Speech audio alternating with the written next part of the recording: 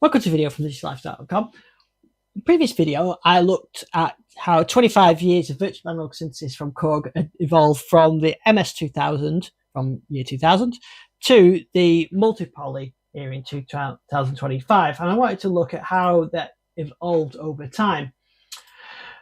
When I did the video, loads of people asked for me to do the same for the Radius. And now, it's not exactly the same machine that like for like perhaps with the Radius. The Radius is slightly different. So this is from 2006.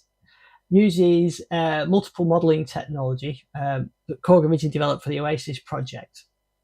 And as well as it can do virtual analog, but it's also got some other features that the multipoly doesn't have. I would say if I was doing this side by side, this is more like a Modwave than perhaps is the multipoly, because it's got samples in there, including drums as well. It's also got a vocoder that's a multipoly or the Modwave doesn't have, but I'm just going to stick to the synthesis side. So anyway, I am going to do a comparison video. And like I said, it's not 100% like for like, but it is interesting to see. A couple of people said the filter sounded a bit harsh here on the multipoly, which I don't agree with. Is that the way I programmed it, or maybe it was just the way I wasn't using the filter fully. I was using the filter with it just open most of the time, but I really like the filter on the multipoly. And of course, you've got multiple filter types. You've got MS20s, Mini Moogs, the SEM one. If I play one of the sort of outstanding demo tracks or one of its performances, you can those don't sound like harsh filters to me. And you can soften.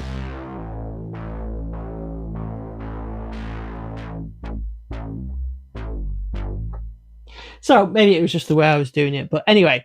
So this is the Radius. I've not got it connected to the keyboard. The keyboard is quite big actually, so I've disconnected it from the keyboard. I'm just controlling it from MIDI from the multipoly. So we've got 4 layers with 2 oscillators. Not unlike the multipoly, which has got 4 layers and 4 oscillators. We've got some virtual patch routing, which allows you to do a bit of complex modulation, a bit like on the multipoly. And we've got 2 oscillators.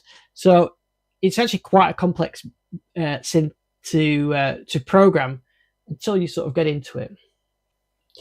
So just to show you what I mean by the 4 layers, you can get rid of some really complex programs like this one. So here's an example of Dark Side of the Moon. We've got 4 layers, one doing the hi-hat, one doing the synth section. So you can get some complex ones like that. This is a bit more simple. You get a synth and strings, and then a nice layer on it. And you can get some nice simple lead sounds.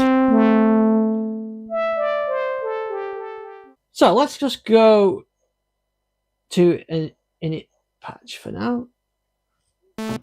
Okay, and I'm going to do the same here on the multipoly so we can sort of play along on both of these.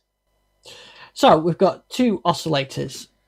We've got 2 filters, not like the multipoly. So here we've got 2 oscillators and 2 filters.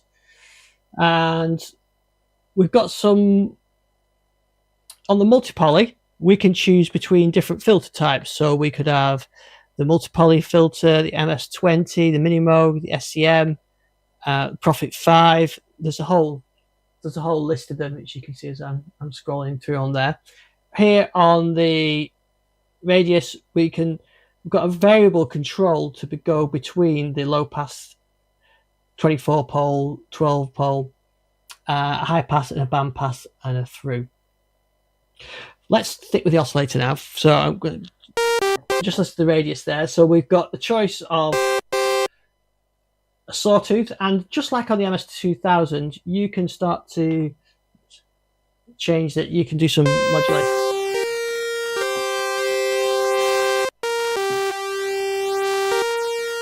So you can change the waveform, and you can do some modulation on that. Let's put them back to normal for now.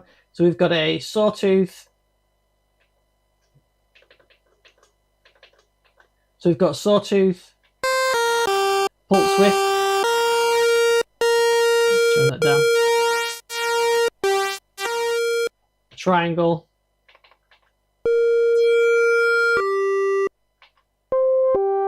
sine wave. We've got the format ones, but we've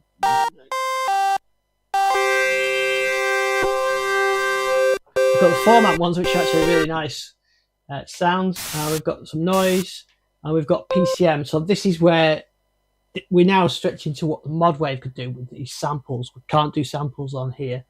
And the samples, there's tons of different samples on here.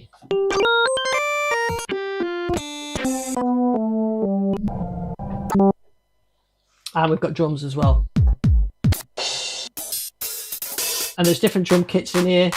There's 808 emulations, 909 real drum sounds as well. So for the sample side of things, you're looking at the Modwave, not the multi-poly for this. And we've got audio input as well, which the Modwave and the multi-poly don't have audio input.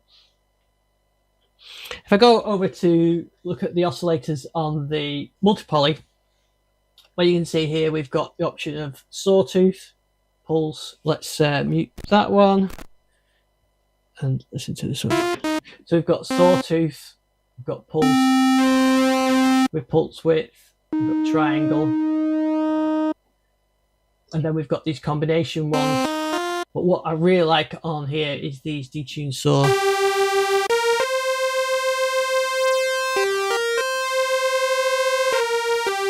I've got the filter open, so please bear that in mind when you're listening. I'm not demonstrating the filter at this stage, just the oscillators.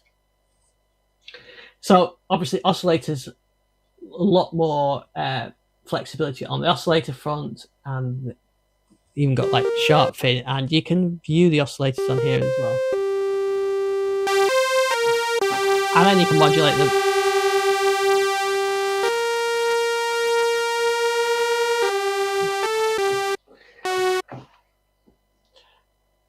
And of course, the great thing on here is you've got 4 of those oscillators.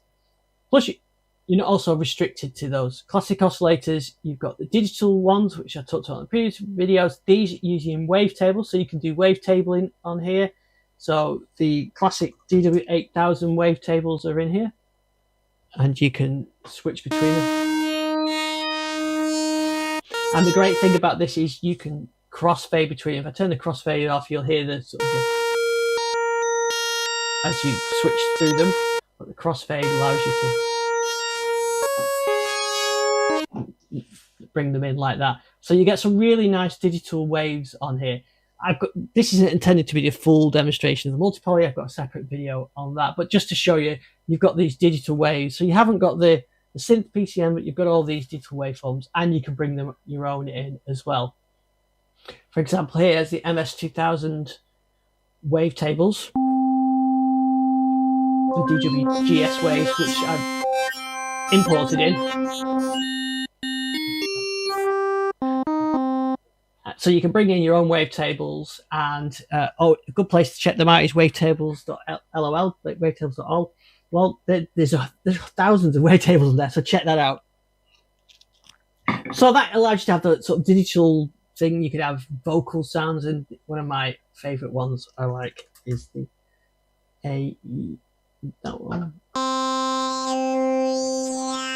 So you can combine that. So you've got 4 oscillators, you combine that. Plus, then you've also got the wave shaping hole, which is a really something I'm just sort of learning about.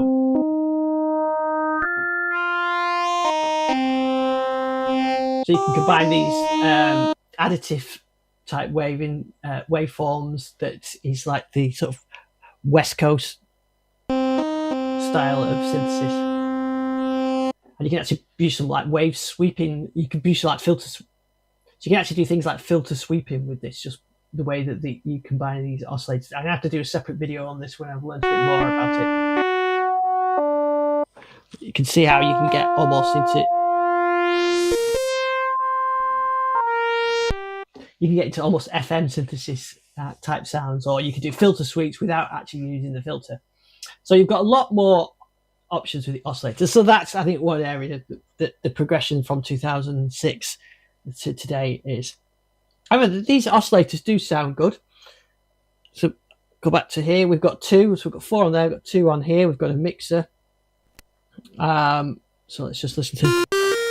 So that's our 1 oscillator. And then we can do cross modulation, unison, and VPM, which is like FM, variable phase modulation. So if I bring the other oscillator in, you can see we've got those. We've got same option: triangle, square, or pulse. If I go to the other oscillator, we've got sawtooth, pulse, triangle, and sine. And then you can control the pitch with it to give you a bit of pitch difference.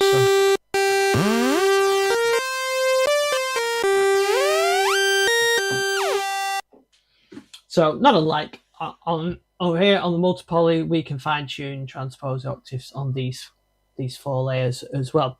But you also get things like you can turn on the ring modulation.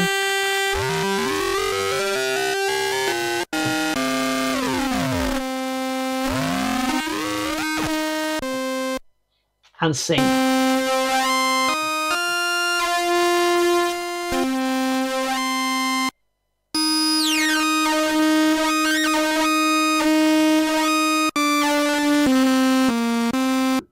But then you can do things like cross modulation. So in terms of modulation, you've got ring and sync, and over here on the multi-poly, we can do cross mod, but we've got more options. We've got single mode or a double mode.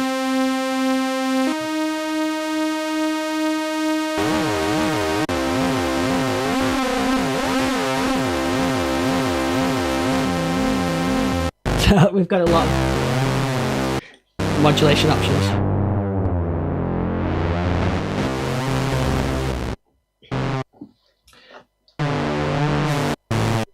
So we've got cross mod, and we've got a really nice syncing. But I should say on the cross mod as well, we can do double. So we can double up on the cross mod. So you can do cross mod 1 to 2 and 3 to 4 as well with noise balance. So it gives you really some interesting options on the cross mod. And on syncing, you've got double sync modes as well. So you can sync 1 to 2, 3 to 4, or you can turn it like that, or this combines it all. But you get some nice syncing effects.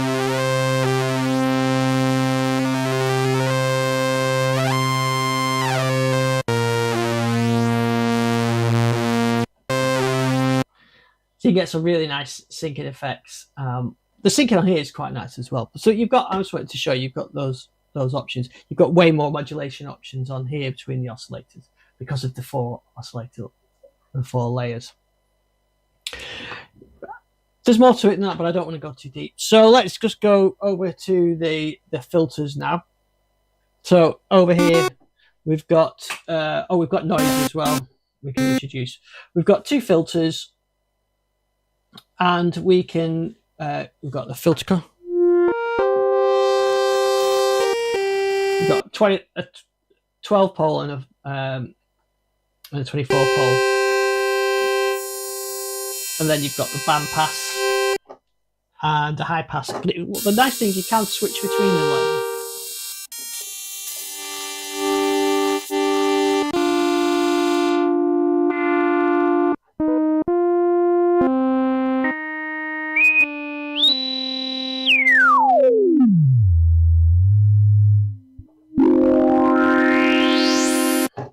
So that's quite a nice filter. A lot of people say, we read online, the filter's quite harsh. Maybe if you apply some nice filter envelope, which we can look at in a sec, you can make it a bit softer on there. Because we've got 2 envelopes as well, one for the VCA and one for the VCF, and they're controlled through the virtual patch. So, say if I look at virtual patch 1.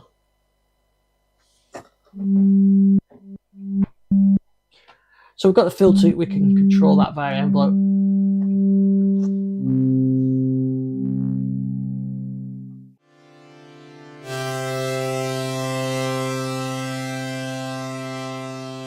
So as well as having the... So, that's got a nice filter, just adjusted the envelope to make a kind of string sound, and if I reduce that cutoff down and apply some envelope intensity, we've got the second envelope here.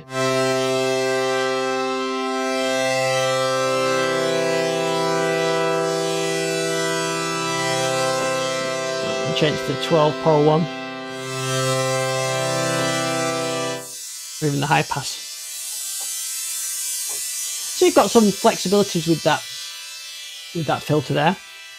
We have got two filters and we've got two routing. We can have it single, we can have it serial or parallel or individual. If we go over to the multi-poly, then we've got, again, two filters, but we've got all these selections. We've got the multi-poly, we've got the mini mode, we've got Prophet 5, we've got the CM, and they do make a difference to them, how they sound. Especially if we get lower down.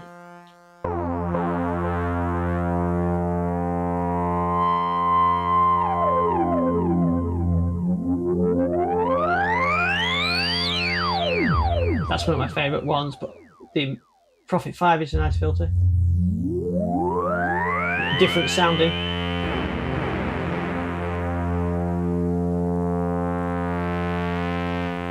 If I use the MS21, it's a bit of a harsher one. You can hear that straight away.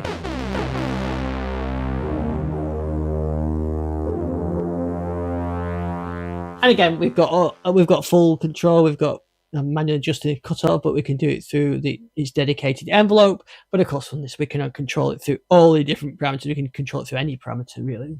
We can route that on.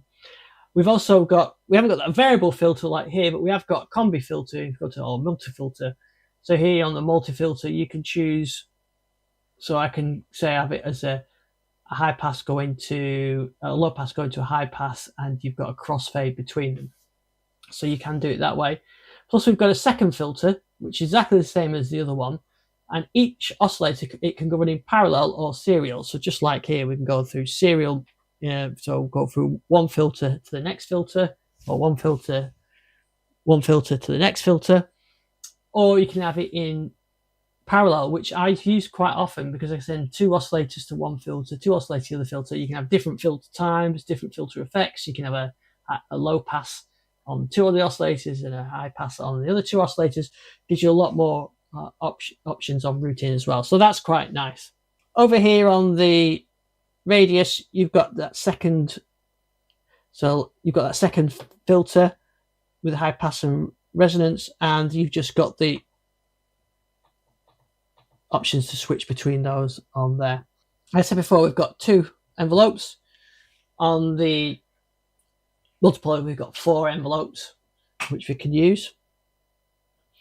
And then in terms of routing, in terms of modulation, then there's unlimited options on the multipoly. It's really just a case of, okay, let's have the filter to be controlled by, and then you can pick what is controlled by. And here you can see it could be keyboard, it could be the knob controls, it could be envelopes, it could be a sequencer, the chaos pad, whatever you decide, you can choose. So if I maybe chose a controller, and I could do it based on what the poly aftertouch, I could open the filter up, or I could use the X.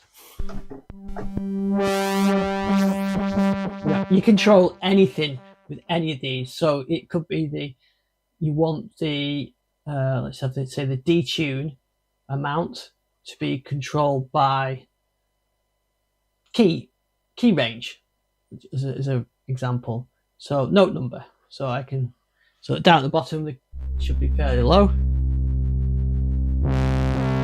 Turn the filter up, and up at the top you can see it's more detuned. Things like that you can do. You can really pick any of those, and a lot of my example, like the patches I make real use of that. Overall, on the radius, you have this virtual patch. So here you can say the source. So that would be LFO1. There's my 2 LFOs, and I can choose. So that's on triangle wave, and I've got the frequency of that, and then the destination is there. It's currently on pitch, but you can choose what it wants to go to. So I could choose it to the filter type or filter cutoff.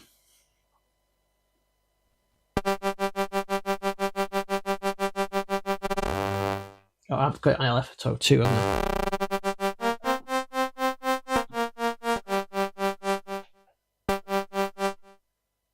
No, I've not. So there you go. You see, choose the so your source and your destination and your intensity. And you've got 6 of these. So you've got 6, a limit of 6. Well, of course, it's pretty much unlimited over on multi-poly. We have got 2 LFOs, and you can do things like control the frequency of. So let's say LFO2. We could set LFO. Let's go to this one. LFO2. We could say LFO2 is the source is LFO1, and the destination is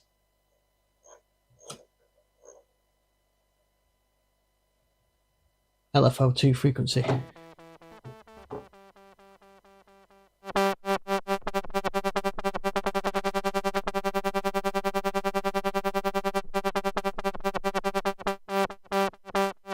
So now the frequency of LFO2 is controlled by the frequency of LFO1, that kind of thing.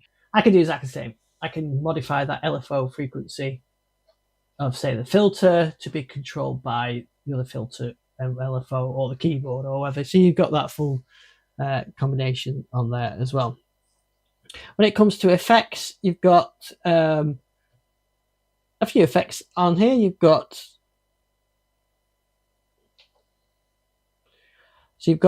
some of the standard Korg ones: compressor, limiter, some EQs, distortion, cab simulators, reverbs, and if I remember rightly, in terms of effects, you get a global. Each layer gets its own, as each layer has its own effect. So you've got 2 insert effects and a master effect that affects all 4 layers. But not unlike the multi-poly, where you've got compressor or pre-EQ, pre-effects, which has got compressors, distortion, guitar amps. Then you've got the mod effects, so you've got brilliant rotary speaker, you've got nice choruses, flanges, then you've got your delays, and then you've got your master reverb and a master EQ as well. We've got some other things on here. We've got poly mode, we can go in mono mode, and we can do unison detunes as well. And then we've got a motion sequencer. Now, currently I haven't got the editor working because of the USB driver issue. So we can go into the motion sequencer, turn it on, we can record. So these controls are currently controlling pitch.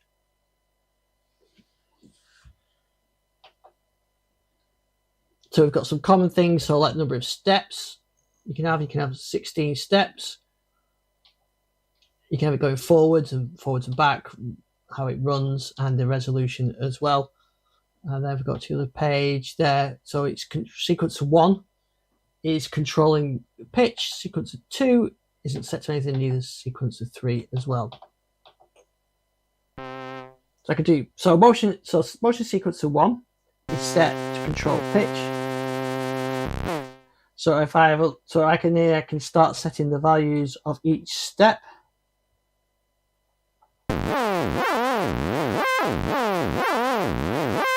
So there straight away you can hear the motion sequencer. So you've got 16 steps, and that's controlling pitch, and you can see random values like that just by setting them up on here, and you control whether they're transposed or not when you play them.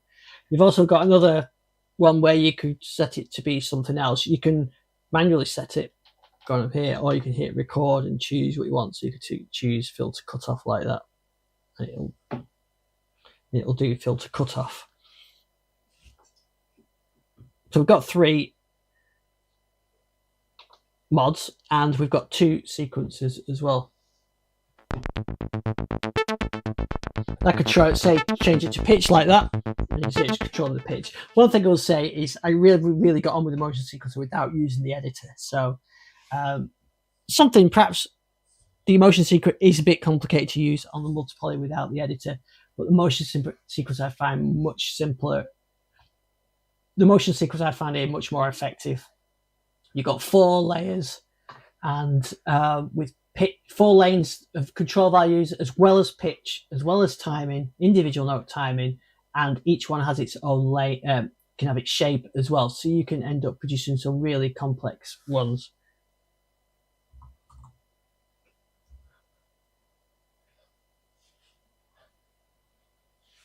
Like this one.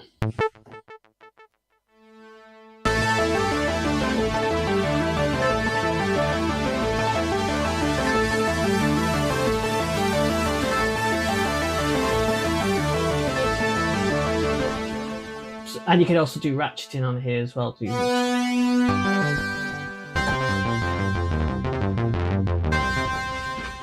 So the motion sequencer I found way more effective on here. There's 2 sequencers on here. On here you've got 4 per layer. On that you've got 2 per performance. So 2 across the 4 layers. Over here on the multi-poly, you've got a really complex but powerful and actually quite easy to use set of motion sequences. Motion sequencing 2.0, 1 per layer, which allows you to control 4 separate values at any one time. So you could be controlling pitch, the filter, the resonance, the wave shape, the wave table, anything like that as your sequence is playing. And you can see you've got 64 steps.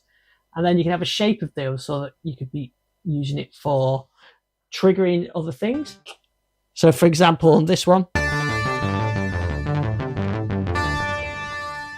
you hear the pitch going through, and I've also got the shape triggering a ratchet style effect. I've got a separate video on this of the envelope. So you can have things, you can see I've got the step sequencer triggering the filter envelope, but you could have the step sequencer to control.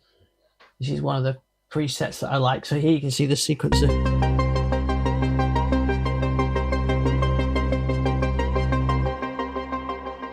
So there you can hear the pitch, and you can see that that motion sequencer is controlling the filter, I think.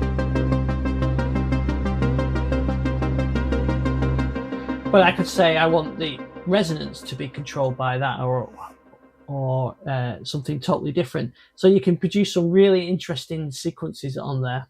So for example, this movie split one that I've created using 4 layers here, the motion sequencer is on 3 of them, I think.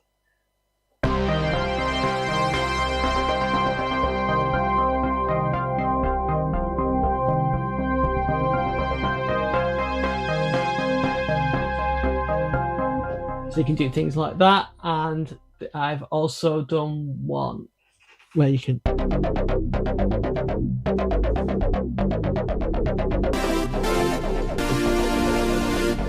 so you've got a lot more flexibility, and you can do even complex ones like this one.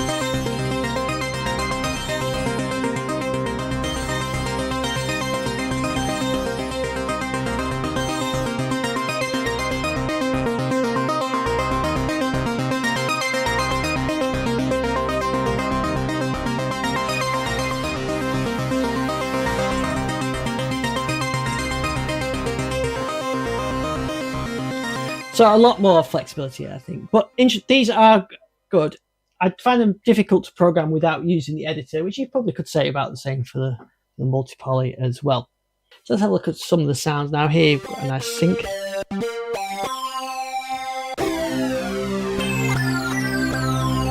And I've got something similar, not exactly the same. We've got some nice pad sounds.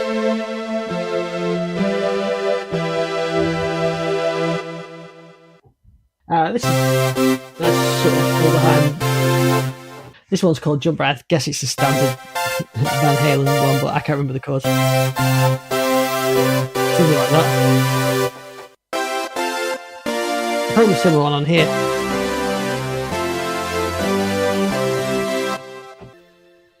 So okay, it's got some nice presets on there. I'm not going to go through too many of them. I would say, in comparison to the multi-poly, it's more like like I mentioned earlier on, it's more like a Modwave than a multi-poly, perhaps of the minus the wave tabling, because of the sample side. If you take away the sample side, this can do everything that can do. I could perhaps have a go at recreating a patch if I find one I like. Okay, so I like that far horizon one. So what I've done, there's the radius one, and I've just recreated that. So there's the radius, and I've just quickly recreated that on the multi-poly. And that's the thing, the multi-poly is so easy just to recreate that. It took me about 5 minutes to do that. So a lot's changed in that time, but still it's a great sounding synth. And I just found I never really got it to, it always sounded quite harsh to me, whereas I think I can get this to sound a lot mellower. Anyway, it was a fun comparison. I don't think I'm doing like for like. If it was, it's more with the sample stuff, it's probably more Modwave. But anyway, it was fun to put it side by side and you asked for it. So here it is. So thanks for watching this video, and I'll see you on the next one.